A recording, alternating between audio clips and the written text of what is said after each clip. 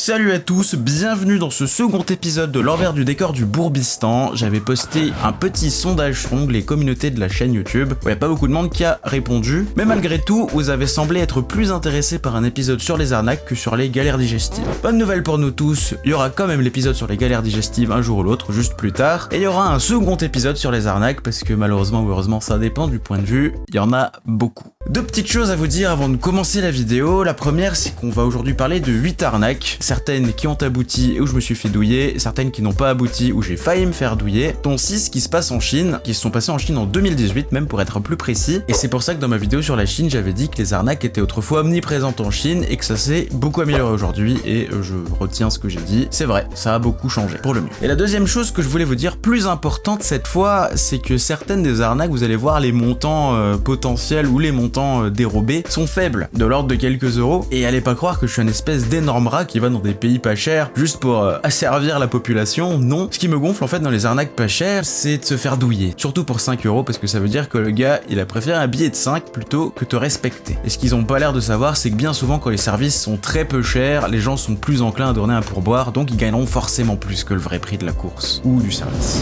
Commençons tout de suite, arrêtons de tergiverser en parlant du métier qui arrivera toujours à tirer le plus mauvais de chaque personne, même les plus honnêtes, et ce métier c'est bien évidemment chauffeur de taxi. Cette première aventure se déroule en Ouzbékistan. À ce moment-là, j'étais à Samarcande et j'ai pris le train vers Bukhara. Et à Bukhara, tôt le matin, les chauffeurs de taxi savent très bien que les touristes vont affluer et donc ils se réunissent tous autour de la gare. J'ai pris le premier gars que j'ai trouvé, je lui ai montré l'adresse de mon hôtel, il y en avait pour une quinzaine de kilomètres et le gars m'a proposé $10. $10 pour 15 km en Ouzbékistan, c'est beaucoup trop. Je lui en propose 4, ça le contrarie un peu, il m'en propose 8. Et même $4, je pense que c'était bien payé. Donc qu'est-ce que je fais? Je sors mon téléphone avec l'application Yandex, c'est le Uber local, c'est une application russe mais elle marche dans toutes les anciennes républiques soviétiques, et le vrai prix était d'environ 1,50€. Je reste courtois, je lui dis 4 euros je te les donne quand même si t'es un peu un enfoiré. Il refuse et il prétend que les prix qui sont affichés sur l'application Yandex sont les prix de prise en charge, et qu'une fois que j'arriverai à mon hôtel, je vais lâcher 10-20 balles, parce qu'il va allumer son compteur, blablabla.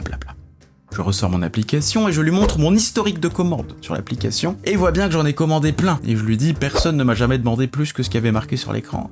J'ai regardé dans les yeux, je lui dis pourquoi tu mens? Pourquoi tu mens comme ça? Pourquoi tu me mens dans la gueule? Il est parti la queue entre les jambes, j'ai appelé un chauffeur Yandex normal qui m'a demandé $1,50, et qu'est-ce qui est arrivé à ce brave chauffeur qui était honnête? Eh ben il a reçu un pourboire. La deuxième arnaque, on est toujours sur une arnaque au taxi, celle-ci elle se déroule au Cambodge. L'année dernière en 2024, j'étais donc au Cambodge avec mon ami Hugo, on était parti de Siem Reap, là où il y a le temple d'Angkor Wat, jusqu'à Sihanoukville pour prendre un ferry jusqu'à l'île de Koh Rong. Dans le prix de notre bus de nuit était compris le transfert depuis la gare de bus jusqu'au départ du ferry. Très bien. Dès qu'on arrive là-bas, on était un peu fatigué, la route est longue, et il y avait déjà des tuk-tuk à la gare de bus, on se dit putain super, ils sont efficaces, ils sont à l'heure. On monte dans un tuk-tuk sans réfléchir, et quand on arrive à la gare de ferry, évidemment le gars nous demande 8 balles, $8 américains. Bon déjà 8 balles c'était trop cher par rapport à la durée de la course, mais bon on pouvait rien faire, on n'avait pas envie de discuter, on était trop fatigué pour ça. En fait, il fallait attendre qu'il y ait le minibus qui arrive à la gare des bus pour nous ramener au port, on savait pas, on aurait dû se renseigner un peu plus en profondeur, on l'a pas fait, c'est de notre faute, et c'est pénible. Voilà, ça a gâché 1 heure de ma journée, j'ai moins apprécié mon petit déj que si jamais ça avait été juste honnête. C'est pas grand chose, mais vous inquiétez pas, on va commencer à faire monter les enchères. Troisième histoire de laquelle je veux vous parler s'est déroulée en Chine en 2018. J'étais avec mon meilleur ami, qui est pas un grand voyageur, et moi à l'époque j'étais pas le voyageur que je suis aujourd'hui, j'avais moins l'habitude. On arrive en Chine à l'aéroport, et un mec avec un joli costume, avec sa petite étiquette avec son nom là marqué sur le torse, nous propose le taxi jusqu'à notre hôtel et nous propose $40 américains. $40 pour plus d'1 heure de route, on se dit bon, ça va, ça fait 20 balles par personne, c'est ok.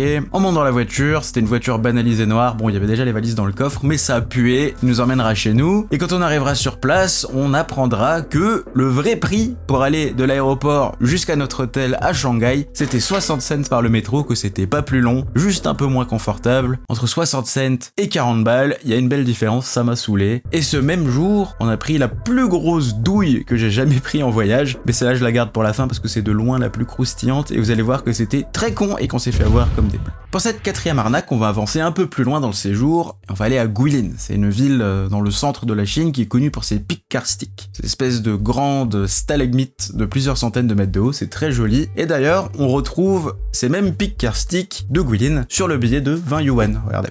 On commande notre petit tour en bateau, ça nous coûte environ 35 balles. Le matin, le bus vient nous chercher à l'endroit prévu, c'est très bien. On arrive dans le bateau était surprenamment bien. On avait des gros fauteuils, on se croirait dans un château flottant sur la rivière. C'était très sympa, très bonne surprise. Pendant la croisière, il y a un local, un chinois qui vient nous voir, il discute, il parle bien anglais, on s'entend bien, il nous fait même discuter avec sa femme, sa soeur, sa copine, j'en sais rien. Une fille avec qui il discutait via son téléphone en visio. Nous on était contents, parce que ça ressemblait presque à une expérience authentique de découverte de quelqu'un chez lui, dans son pays, blablabla. Jusqu'au moment où il nous propose d'aller voir son pote sur le dernier pont du bateau, sur le toit, qui prenait des photos des touristes qu'il vendait ensuite à ces mêmes touristes. Évidemment pour beaucoup trop cher, et nous comme on était déjà bien équipés en matos photos et vidéos, on a refusé, et le gars nous a plus ou moins dit d'aller nous faire foutre. En gros, c'était pareil, c'était peut-être pas une grosse arnaque, on aurait perdu au pire 20, 10, 30 euros peut-être. Le problème, c'est qu'on s'était à nouveau foutu de notre gueule, on nous fait croire des choses, on nous prend pour des bonnes poires. Ça m'a saoulé. Bon, il s'est rien passé de grave. On arrive jusqu'à notre destination, Yangshuo, qui est une petite ville, donc à l'échelle de la Chine, petite ville, ça peut être plusieurs centaines de milliers d'habitants. Et quand on sort du bateau, je vais voir l'organisatrice du tour et je lui demande comment est-ce qu'on revient à Guilin, qui est à 80 km de là par la route. Et elle me dit, de but en blanc, par Google Trad ou assimilé, que son travail était fini et qu'on avait le droit d'aller se faire foutre et qu'on se débrouillait pour rentrer à notre hôtel, qui était à 80 km de là. J'étais pas très content, forcément, mais qu'est-ce que tu veux faire? Je parle pas chinois, toujours pas aujourd'hui d'ailleurs. Et tout notre contrat, il avait été écrit de façon manuscrite sur une belle feuille A4. Alors si le chinois, quand c'est bien écrit, c'est déjà pas évident à lire, quand c'est écrit de façon manuscrite, c'est illisible, et même ton Google Lens, il arrive pas à lire ce merdier. À cette époque, je connaissais déjà Xue, que vous avez vu dans la vidéo sur la Chine, si vous l'avez pas vu, allez la voir. Je lui envoie le contrat, et elle nous a dit effectivement que vous trompez pas, le retour est compris dans le contrat que vous avez signé. Donc elle les appelle, elle les a engueulés comme une daronne, vraiment j'aurais aimé être là, j'aurais sûrement rien compris, mais le ton, le volume avec de la voix avec lesquelles elle a dû les engueuler, ça devait être magnifique, j'aurais adoré être là. Mais le résultat est que Xue nous a permis de trouver un bus pour rentrer gratuitement sur Guilin, et sans elle ça aurait été compliqué, nous on était déjà prêts à prendre un hôtel sur Yangshuo, mais ça aurait rien changé, ça aurait juste décalé le problème au lendemain, où il aurait fallu trouver un train, un taxi, un bus, qui aurait probablement essayé de nous douiller aussi. Donc elle nous a sorti d'une belle merde. Je sais pas quel est le préjudice potentiel de cette arnaque, mais si on compte tout cumuler l'un par-dessus l'autre, ça aurait pu faire une certaine quantité de pépettes. Donc merci à Xue, merci à toi, tu nous as sorti une belle épine du pied. Là, pour les 3 dernières arnaques, 6, 7 et 8, ça va commencer à être plus cher. Heureusement pour nous, 2 d'entre elles n'ont pas abouti, mais en fait les 3 arnaques sont structurées sur le même modèle, c'est pour ça que j'ai décidé de les mettre ensemble. Et on va finir par la première, parce que la première c'est celle qui a marché, c'est celle qui nous a appris à nous méfier. Donc je vais commencer par la deuxième, c'est ce qu'on appelle l'arnaque au thé. Bon, là en l'occurrence c'était l'arnaque à la bière. C'est-à-dire qu'il y a un gars qui va venir vers toi dans la rue, avec un anglais ma foi tout à fait correct, du B2, C1 bien posé. Elle va nous dire « Oh les gars, je connais une super brasserie pas loin, ça vous dit pas, on va boire un petit verre ensemble, on fait connaissance, on discute, et on se délecte d'une superbe bière. » Chance pour moi, mon ami et moi, on n'aime pas la bière, donc c'était déjà une très bonne raison de refuser. Et ce qui se serait passé si on avait accepté, c'est que le gars nous aurait effectivement ramené dans une brasserie, qu'on aurait le droit de tout payer, et que ça aurait probablement coûté plusieurs dizaines, voire plusieurs centaines d'euros, et comme tu es infoutu de lire la facture, eh ben tu vas devoir payer. Et après, vous pouvez vous dire aussi, mais pourquoi est-ce que finalement chacun ne paierait pas sa part? Et ben c'est parce qu'apparemment c'est assez mal vu en Chine d'aller en groupe au restaurant et que chacun paye sa part. C'est pas dans les us et coutumes. Et évidemment, vu que le gars veut te douiller, c'est pas lui qui va t'inviter, évidemment. La deuxième arnaque de la sorte, elle s'est déroulée à Shanghai également, dans le quartier touristique, là où on voit encore des vieux bâtiments traditionnels chinois avec des pagodes, des trucs jolis comme ça, des toits courbés. Et exactement pareil, 2 Chinois déguisés en touristes qui viennent nous voir en nous disant « Ouais, on connaît une super maison de thé, ça vous dirait pas, on y va, et on se fait la petite cérémonie traditionnelle du thé, bien comme il faut, blablabla. » Bah c'est exactement la même douille. Exactement la même douille, et là c'est vraiment la forme traditionnelle, parce qu'en général c'est bien vers une maison de thé qu'on veut te diriger pour avoir toute la cérémonie du thé et te la faire payer plusieurs centaines de boules. Et on en arrive à la dernière anecdote, celle que j'aimerais oublier, mais là en l'occurrence aujourd'hui ça me permet de créer un peu plus de contenu. C'est cette même arnaque au thé qui est arrivée notre premier soir à Shanghai. Je vous rappelle, on arrive à Shanghai, on se fait douiller par le taxi, 40 balles. Le soir, on se promène au bord du Pudong, c'est le fleuve qui traverse Shanghai, et il y a une fille qui vient nous voir, et elle veut faire connaissance, quoi. Très gentille, elle était pas aguicheuse, elle était pas vulgaire ou quoi que ce soit, donc ça ressemblait pas du tout à une fille de la nuit ou à une escorte, ça ressemblait juste à une nana lambda qui a envie de faire des rencontres. tu vois. On lui dit qu'on a faim et soif parce que étonnamment au bord du Poudon, il y a rien à manger et rien à boire. Et elle nous dit ouais, je connais un super bar. Bon. Vous voyez exactement où on veut en venir. On est con, on la suit. Alors pourquoi est-ce que j'ai été si naïf? C'est parce que Xue est toujours la même que j'ai rencontrée à Hong Kong l'année précédente et que je vous ai représenté dans la vidéo sur la Chine. Vraiment, allez la voir, c'est une bonne vidéo. Je l'ai rencontrée exactement de la même manière à Hong Kong et jamais elle m'a douillé. C'est même elle qui m'a invité à manger de la street food dans la rue. Et quand on allait au restaurant, j'ai payé ma part, elle a payé la sienne. C'était tout ce qu'il y a de plus honnête. C'était une superbe rencontre et je suis content de la connaître. Pour revenir à notre histoire, on suit la dite fille, je me souviens même pas comment elle s'appelle, dans un bar. On commande quelques sushis à manger, et je vous dis, c'était pas des gros battals de sushis, comme ça, c'était petite planche avec 3-4 sushis dessus, ils étaient très bons, hein, nonobstant. Et on commande quelques verres à boire. C'est quelques verres qui se transforment en beaucoup de verres, jusqu'à ce qu'elle appelle une amie à elle, qui était pour le coup beaucoup plus aguicheuse et vulgaire et séductrice. Et les verres s'enchaînent et s'enchaînent et s'enchaînent. Et nous, le problème, c'est qu'on comprend pas ce qu'elle raconte au serveur, on sait pas ce qu'elle commande, on connaît pas le prix de ce qu'elle commande. N'empêche que sur la carte, il y avait rien de très très cher. Donc on n'était pas plus inquiet que ça. Au bout d'un moment, on était fatigué, le décalage horaire est commencé à kicker, et on lui dit qu'on veut rentrer à notre hôtel normal, tu vois. Elle dit ok, pas de souci, et elle demande la note. Et là, la note, mon gars, celle-là, elle a piqué fort, la note était de 520 €, pas 520 yuan, 520 €. Moi, à l'époque, j'avais pas une grande santé financière, je venais de quitter mon taf, je touchais pas le chômage, j'avais pas beaucoup de côté parce que j'avais pas commencé à bosser depuis longtemps. C'était vraiment la merde. Heureusement que mon pote était là et qu'il a pu m'avancer le montant de l'arnaque. Ça n'empêche que ce soir-là, on s'est fait viler de 520 balles pour quelques verres qui étaient même pas très bons et des sushis qui eux étaient bons par contre. Bon. 520 balles. 520 balles.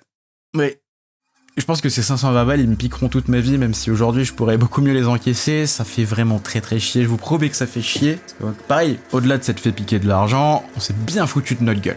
Bon, je vais pas juste conclure cette vidéo en vous disant que j'ai les boules de m'être fait piner de 500 balles, hein, ça serait un peu faible. Parce que les arnaques, elles ont un autre aspect, qui pour moi est peut-être encore pire que le préjudice financier. C'est le fait que, bon, ce truc-là est arrivé le premier jour, et du coup on est devenu très méfiant très vite à l'égard de tout le monde en fait. Dès qu'un Chinois venait nous voir et qui parlait un anglais un tout petit peu décent, on était devenu très méfiant, presque méchant, presque agressif envers cette personne. Et je pense qu'à cause de ça, on a raté pas mal de jolies rencontres, pas mal de jolies expériences. Parce que si un Chinois vient vers toi, qui veut juste discuter, qu'il essaye pas de t'amener vers un endroit où il est possible de dépenser de l'argent, c'est probablement qu'il a aucune mauvaise intention. Tous les Chinois sont pas des enfoirés, loin de là. Heureusement, vous imaginez, 1,4 milliard d'enfoirés. En gros, ce qu'il faut que vous reteniez dans un but de prévention, et c'est pas valable que pour la Chine, c'est valable dans tous les pays où l'anglais est mal maîtrisé dans l'ensemble. Si quelqu'un vient vous voir avec un excellent anglais et qui vous propose de vous diriger avec ou sans lui vers un service payant, red flag. Ça peut aller, ça va souvent pas aller. Méfiez-vous beaucoup parce que cette arnaque côté à la bière, au resto, j'en sais rien, elle est très répandue. Donc méfiez-vous. Vous pouvez discuter avec les gens, même avec les arnaqueurs, mais ne foncez pas dans leur piège. S'ils veulent vous diriger vers un resto, une maison de thé, un bar, que sais-je, c'est non. Ou alors vous vous mettez bien d'accord avec lui que soit vous avez pas une thune sur vous, ou sinon prétendez toujours qu'il y a un pote chinois qui va vous rejoindre bientôt. Si le gars il prend peur et qu'il s'en va, vous avez gagné. Si le gars il prend pas peur et qu'il reste, vous trouvez une excuse bidon pour laquelle votre ami n'est pas venu, et vous y allez ensemble, et félicitations, vous avez probablement fait une excellente rencontre. Donc voilà pour les 8 arnaques du jour, hein. C'est bizarre que ce soit une des vidéos les plus chères de ma chaîne alors que j'ai pas quitté ma piole, hein. Donc voilà, tout ça pour vous dire, faites attention, y a des gens bien partout, mais aussi des enfoirés partout. Et il me reste plus qu'à vous demander de liker, de commenter et de vous abonner à cette chaîne pour ne pas louper la suite. Parce que dès le prochain upload, on va partir tous ensemble aux Philippines pour un séjour de 32 jours, rien que ça, qui était un séjour assez incroyable où il s'est passé plus de choses que prévu. Des très belles rencontres pour le coup, vous allez voir. Et donc voilà, abonnez-vous, on se dit à la prochaine fois, la bise!